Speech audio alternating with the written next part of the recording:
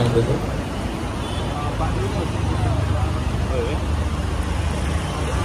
म्हटलं रत्नागिरीच्या रस्ते शिक्षण व्यवस्था पर्यटक काय बदल व्हायला पाहिजे असं वाटतं का?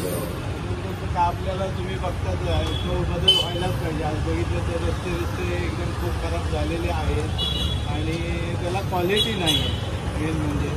आणि जनतेला हा लहान त्रास होतो. सुधारणा व्हायला पाहिजे तेवढी तेवढी होत नाही. पण आवाज उठवायला जनता पुढे येत नाही. का लोक आवाज लोक घाबरतात थोडंसं म्हटलं तर. काय आपण आपल्या हक्कासाठी बोलतोय ना. हो, का घाबरण्याचं कारण काय? लोक काय झालंय नेतृत्व करायला कोण पुढे येत नाही.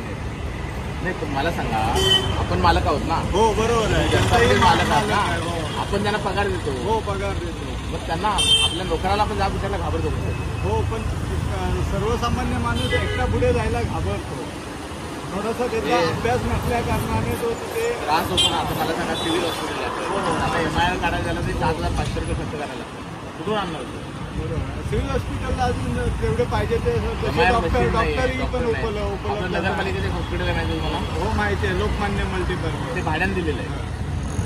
हे असे सुरुवातीला हॉस्पिटल भाड्यानं UP मधल्या माणसाला दिलेलं आहे आणि तो चार्जेस घेतो. ही शोकांतिक आहे ना आपल्या इथल्या नागरिकांची. कारण या नागरिकांनी एकत्र येऊन इथे आवाज उठवला पाहिजे. हे होत नाही. आता हे बघा रस्त्याच्या साईड पट्टे आहेत तिथे किती लेडीज पडतात. रस्ते हे साईड पट्टे म्हटले आणि बाकीचे रस्ते जरी म्हटलं तरी ते खूप खराब कारण गेल्या 20 वर्षात तुम्हाला कधी जाणवलं का की इथं तरी रस्ता व्यवस्थित आहे? 6 महिन्यात रस्ते कसं होतं.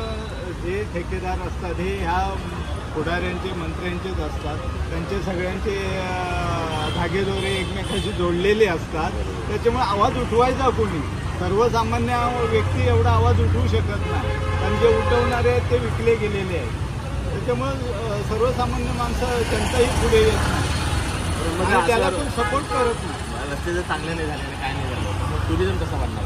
नाहीच होणार. माझ्या खरोखर गरजा ज्या आहेत किंवा जो विकास म्हणून म्हटला जातो तो इथला जो सुशिक्षित लोकांना जो रोजगार मिळाला पाहिजे तो पण नाहीच आहे ना. याच्यावर कोण काही बोलत नाही. त्यांचं रिक्षा व्यावसायिक आहे. आता मी हे बघितलं होतं इथे बघायला आलो. किती त्रास आपल्याला खूप त्रास होतो.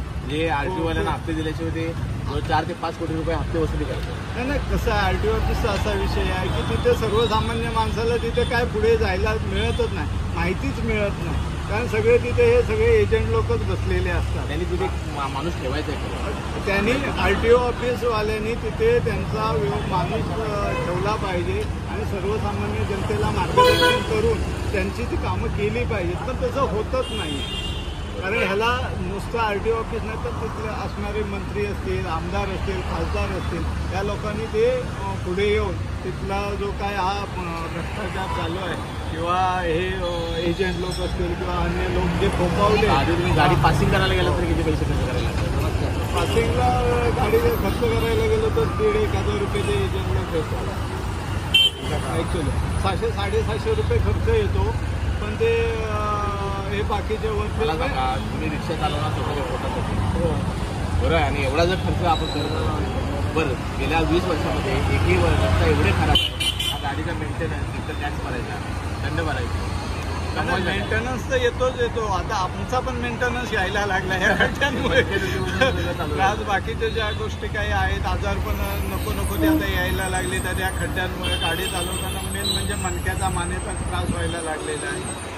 काय झालं जनता पुढे येत नाही हे आपलं दुर्भाग्य म्हणायचं. जर जनता पुढे आली असती, रस्त्यावर उतरली असती तर नक्कीच या लोकांना चाप बसला असता. पण जनता येत नाही. हे कुठेतरी यायला पाहिजे. नक्कीच यायला पाहिजे. माझं तर म्हणणं आहे चांगल्या लोकांनी राजकारणात पण यायला पाहिजे. कुठून उभे राहा. चांगल्या लोकांनी राजकारण चांगलं आहे. लोकांनी या कार्यक्रम सर्वसामान्य माणूस यामध्ये नाही. आर्थिक परिस्थितीचा विचार केला तर ज्यांची आर्थिक परिस्थिती नाही त्यांनी झालं पाहिजे. जे पैसेवाले आहेत ते पैसे वाटणार आणि पैसे खाणार. मतदार हा विकला जातो ना. हेच सांगा जो पैसे वाटून मतदान करेल तो कमवायला बघणारच नाही. तो कसं पैसे काढावा धंदाच करणार. हो त्यावेळेस तुमच्यासारख्या सर्वसामान्य माणसाने इलेक्शन लढवली पाहिजे आणि सर्वसामान्य माणसाला निवडून दिलं पाहिजे. धन्यवाद. हे वाचलं म्हणून पुढे आलो मी. तुमचा अभिप्राय